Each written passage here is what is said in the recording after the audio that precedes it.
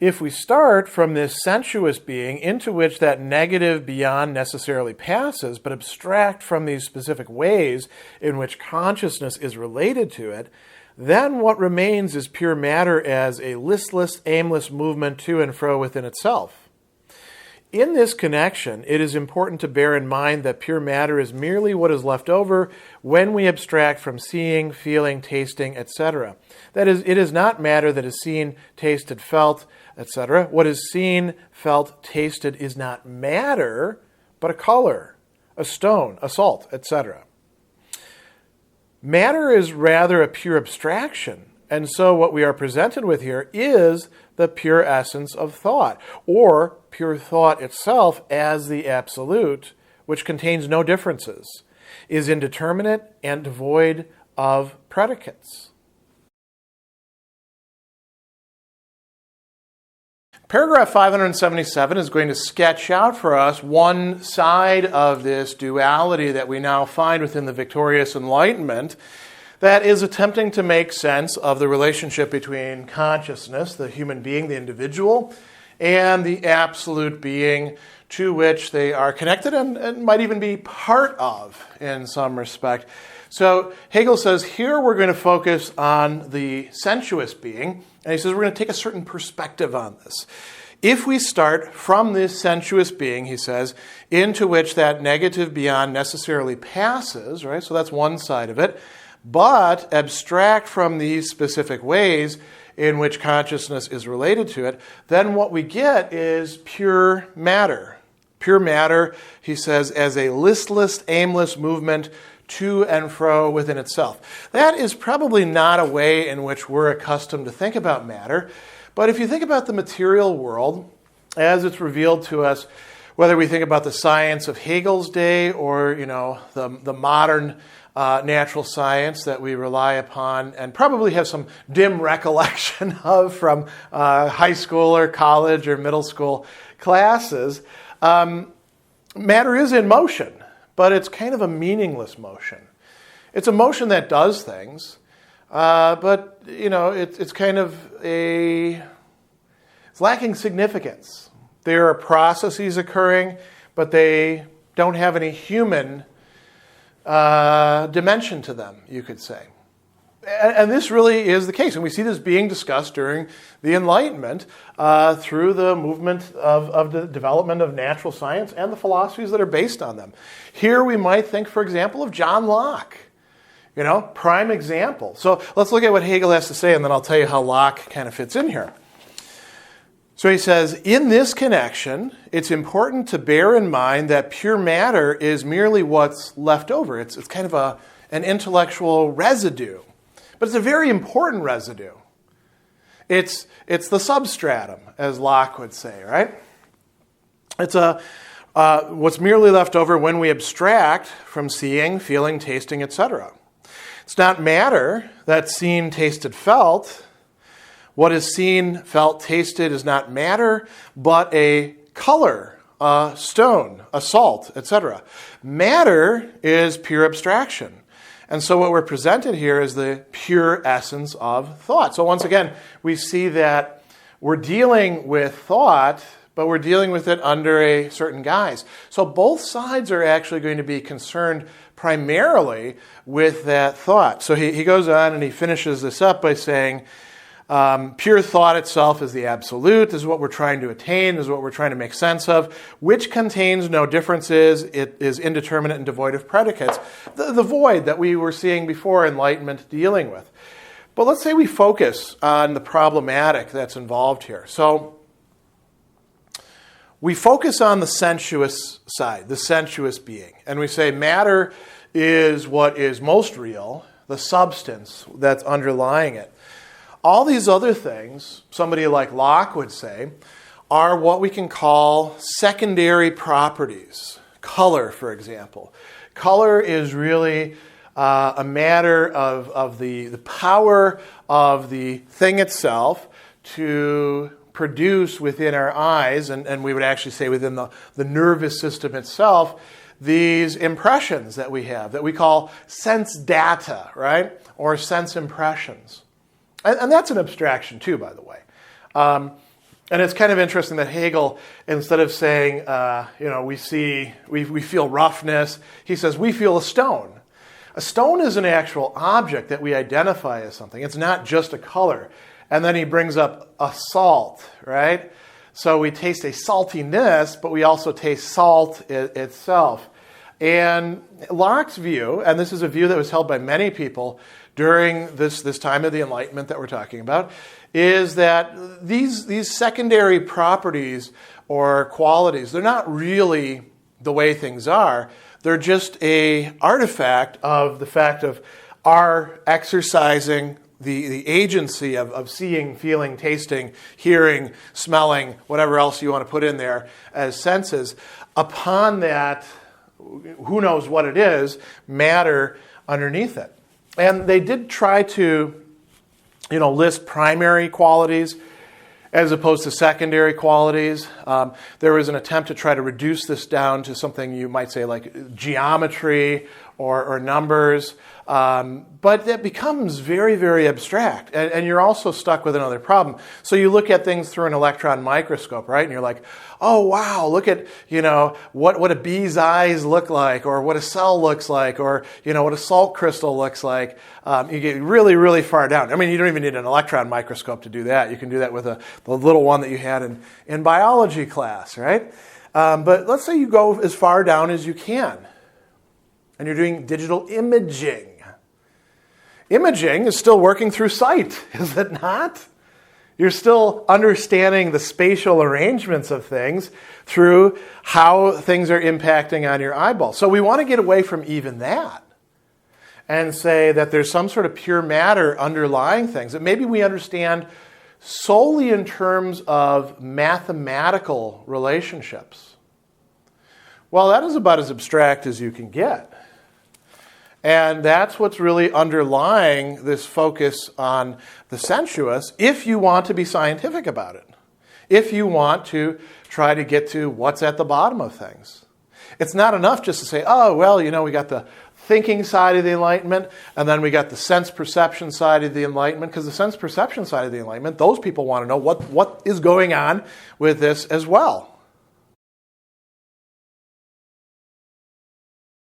One party of the Enlightenment calls absolute being that predicateless absolute which exists in thought beyond the actual consciousness which formed the starting point.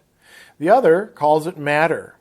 If these were to be distinguished as nature and spirit, or God, then the unconscious and aimless inner movement to and fro would lack the wealth of developed life which would make it nature, and the self-differentiated consciousness which would make it spirit or God. The two, as we saw, are absolutely the same notion. The difference lies not in what they actually are, but simply and solely in the different starting points of the two developments, and in the fact that each sticks to its own point in the movement of thought. If they could disregard their own starting points, they would meet and would recognize that what to the one is, so it pretends, an abomination, and to the other a folly, is the same thing. For to the one, absolute being is pure thinking, or is immediately for pure consciousness, is outside finite consciousness, the negative beyond of it. If it would reflect, firstly, that the simple immediacy of thought is nothing else but pure being, and secondly, that what is negative for consciousness is at the same time related to it, that in the negative judgment the is, copula, holds together as well as separates the terms, it would come to see that this beyond, characterized as something existing externally, stands in a relation to consciousness and is thus the same as what is called pure matter. The missing moment of presence would be gained. The other enlightenment starts from sensuous being, then abstracts from the sensuous relation of tasting, seeing, etc., and makes that being into a pure in itself, into an absolute matter, into what is neither felt nor tasted. This being has in this way become something simple without predicates, the essence of pure consciousness. It is the pure notion as implicitly existent, or pure thought within itself. This insight does not consciously take the reverse step from what simply is, to what is thought, which is the same as what simply is, does not take the step from the pure positive to the pure negative. Although, after all, The positive is pure solely through negation, while the pure negative is pure, is in its own self, self-identical, and just for that reason, positive. Or again, they have not arrived at the notion found in Descartes' metaphysics that being and thought are in themselves the same. They have not arrived at the thought that being, pure being, is not something concretely real, but a pure abstraction. And conversely, pure thought, self-identity or essence, partly is the negative of self-consciousness, and therefore being, partly is immediately simple, is likewise nothing else but being. Thought is thinghood, or thinghood is thought. Paragraph 578 is quite long, and there's a lot going on in it, so we want to follow out the entire course and find out what this reference to Descartes at the end is going to mean for us. But I actually want to jump all the way to the very last sentence of it, because I think there's a formulation here that Hegel is providing us that helps put this into perspective quite well. He's got this thought is thinghood or thinghood is thought, right? What we can call a chiastic arrangement. A chiasm is this X, thought is thinghood, thinghood is thought. People do this all the time when they're trying to pull off, verbal sleight of hand on us. It's actually spoofed in a lot of movies as meaningless talk. But in some cases, a chiasm is not meaningless. It's actually looking at the relationship between these things very, very closely. And so the rhetorical structure sometimes is representing a conceptual structure. And that is the case here with Hegel. We can talk about two parties of enlightenment, to use the phrase that he introduced a little bit earlier and is now bringing up again in this paragraph. And we can call one of the parties the party of thought and the other party the party of thinghood, because they're focusing on those. And Hegel wants to show us that whichever one you start with, you're actually going to end up incorporating something from the other party. So he starts out this paragraph by saying, one party of the Enlightenment calls absolute being, we're going to call that the party of the absolute, that predicateless absolute which exists in thought beyond the actual consciousness which formed the starting point. So you're trying to think the absolute. You're not assuming that your own consciousness is absolute, but you're trying to extend it to a thought that's out there that would be greater than your own and would somehow make sense of everything if you could just think that thought. That's one side of the Enlightenment. And so if anybody ever tries to tell you that the Enlightenment is, purely secular or something like that, they don't know what they're talking about. There is a great amount of speculation within the philosophy of religion and indeed within metaphysics itself that's carried out by these Enlightenment figures. On the other side, we have the materialist, the sensualist side, the side that's very this-worldly. And Hegel says, the other party of the Enlightenment calls the absolute matter. So we have, again, the party of thought, the party of the thing. So he says, if these were, and that's a big, notice that he's using the word if, right?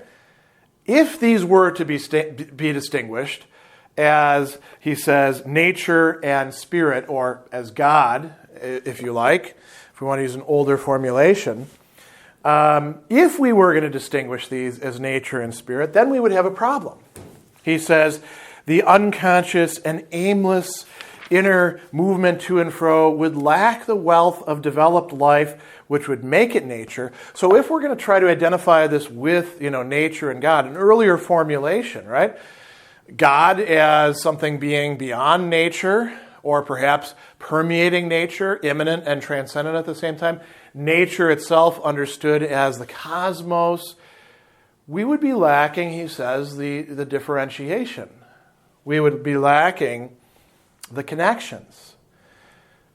And so the Enlightenment gets away from nature as it was understood previously, just as much as it gets away from God as it was understood previously. Not totally disconnected from it, still using the same language too, by the way, but reinterpreting it.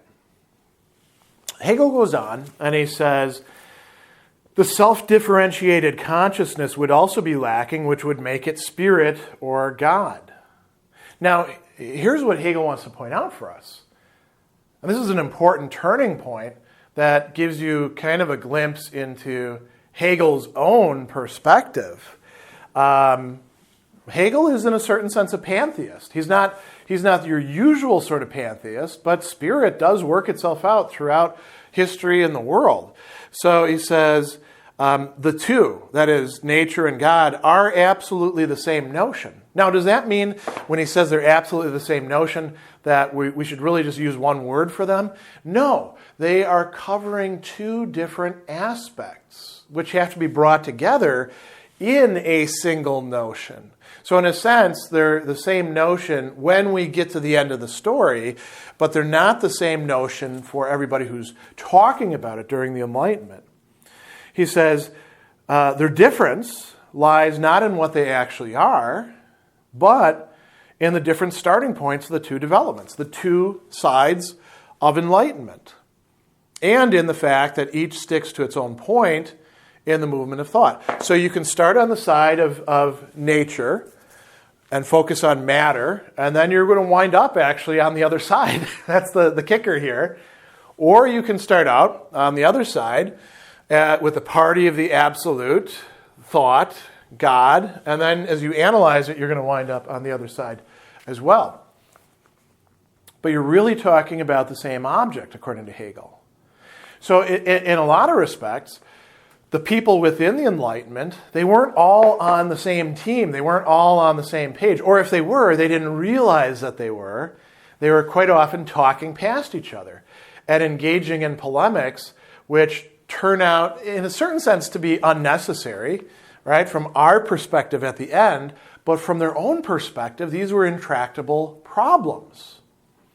So he goes on and he says, if they could disregard, and again, if they could disregard their own starting points, they would meet and would recognize that what to the one is, so it pretends an abomination, right? What's the abomination? Looking at it from the side of the absolute or God, this emphasis on matter or nature is an abomination, right? Or the other side, a folly, looking at it from the side of the party of matter or nature, to bring God in there is foolishness. Why do you need to bring in this unnecessary hypothesis, to paraphrase one Enlightenment figure? So he says, these are actually the same thing.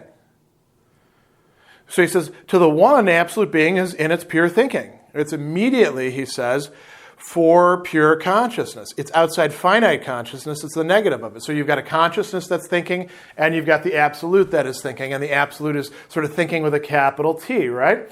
And he goes on and he says, if it would reflect that the simple immediacy of thought is nothing else than pure being. This is the party of thinking, but it's going to show that it's really just being. Secondly, that what is negative for consciousness is at the same time related to it. That in the negative judgment, the is holds together as well as separates the terms. What's he on about there, right? So the copula is the is. If I say God is rational, right? There we have a positive judgment being made. If we say something like we are doing with the Enlightenment, God is not humanocentric, right? God does not have the same desires, wishes, ideas that human beings do. Now we have a negative judgment. That is, the copula there, is what is connecting them. And Hegel wants to remind us, as just go back to this passage, he says, the copula holds together as well as separates the terms. In order to understand what it is that pure thought, or the absolute, or God is, we can say what God isn't. And then we're maintaining God, or the absolute, and whatever it is that we're denying, or affirming the opposite of, in one big thought. I mean, here's the kicker, right? Who's able to think these thoughts? The consciousness that is finite, are they really able to make sense out of this? The answer is yes, which means that consciousness is not as finite as we make it out to be, or at least some people's consciousness is not. So he says, if it would realize this, it would come to see that this beyond, characterized as something existing externally, stands in a relation to consciousness and thus is the same as pure matter. So by the way of determination, we wind up with, I started out with the absolute as opposed to matter, but the way I'm treating the absolute is just the same way as those guys on that other side are treating matter, something external to me. It is a thought that is external to my thought. It is a thought that's in some respect greater than my own thinking. We're going to have some problems with this later on in the Hegelian framework, because in order for me to have the judgment that that thought is outside of my thought and is at the same time thought, either the center of gravity moves entirely over there and my thought is just this finite, puny thing, in which case, how do I actually know that I'm getting the whole scheme right? Or in a certain sense, I'm taking that thought into myself. But we're not here. We're not at that point in this paragraph. Now, let's look at the other side. He says, the other enlightenment starts from sensuous being, right? And then, as we saw in the previous paragraph, it starts to say, well, let's strip away the predicates of sensuous being, because, seeing is really just this relationship between the organs of the eyes and the nerves and stuff like that, and how the light is impinging on it. So color's not really real. It's just subjective. It's in my head. What's real is the shapes out there, and we're going to abstract away predicate after predicate after predicate.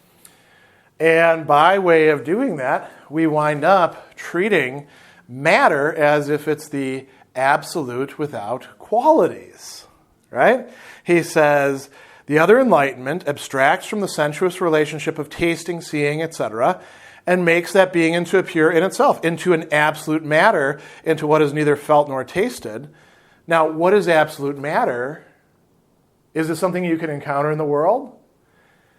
Here's the kicker. Hegel doesn't come out quite so much and say this, but until a little bit later. That's something that's thought. You're not encountering pure matter. You're not observing pure matter.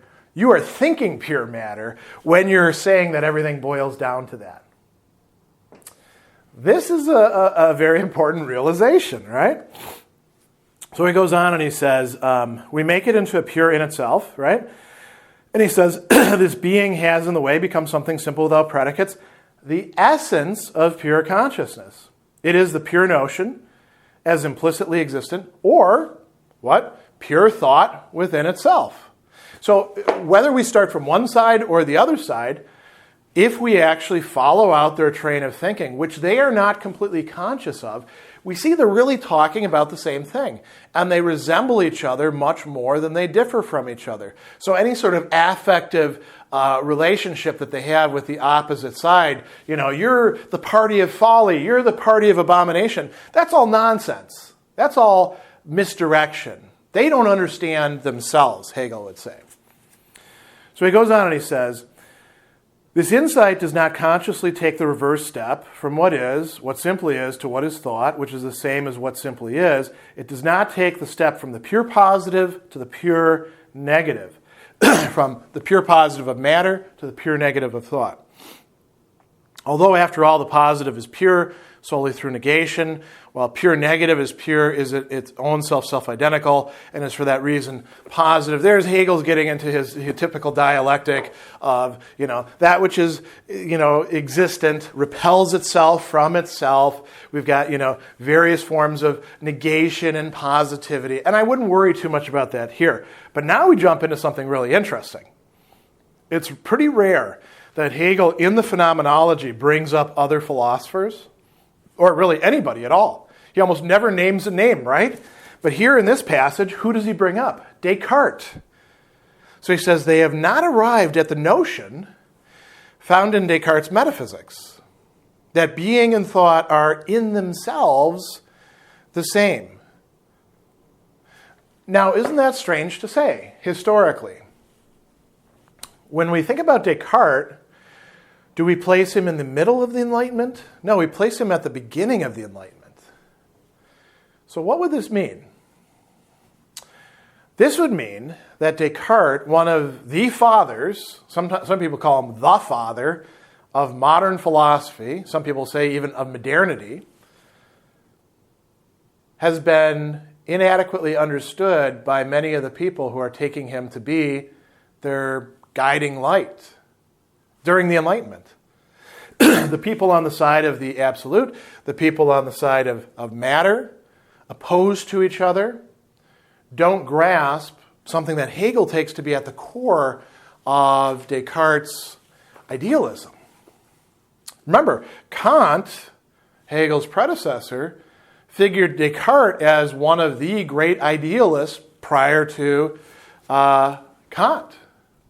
So Hegel is following up on that. What is the notion found in Descartes' metaphysics? Being and thought are in themselves the same. They are the same thing. They have not arrived at the thought that pure being is not something concretely real, but a pure abstraction. When you're talking about pure being and you strip away all the predicates and you're trying to think pure being, you're turning it into a thought, right? Being and thought are the same thing then. You're the thinker grasping that pure being as thought. So he says, conversely, pure thought, self-identity, or essence, partly is the negative of self-consciousness and therefore being. Pure thought is also being.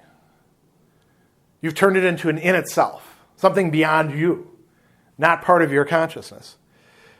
And then he says, partly is immediately simple, it's nothing else but being. So we get back to this formulation. Thought is thinghood, or thinghood is thought. The two of them are actually the same. I almost said the same thing. That gets a little confusing if I do that, right? They're really the same notion. And so the call for enlightenment to arrive at the truth of itself, which is what this section is about, is going to have to be to bring these somehow together. But right now we've got two parties, both of whom think that they have the monopoly on the truth of the Enlightenment and that the other side is fundamentally getting it wrong.